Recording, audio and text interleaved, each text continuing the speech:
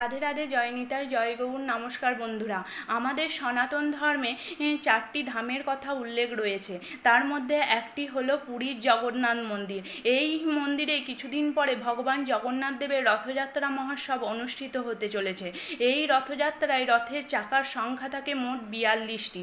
প্রথমে থাকে বলভদ্র দেবের রথ, আর বলভদ্র দেবের রথের নাম হচ্ছে তালধ্বজ বা হলধ্বজ।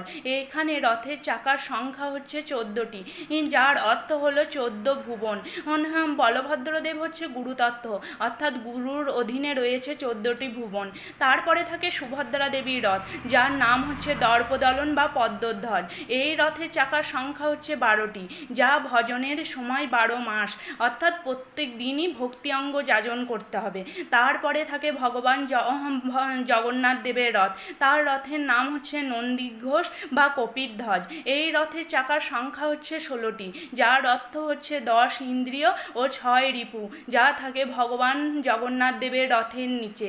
রাধে রাধে।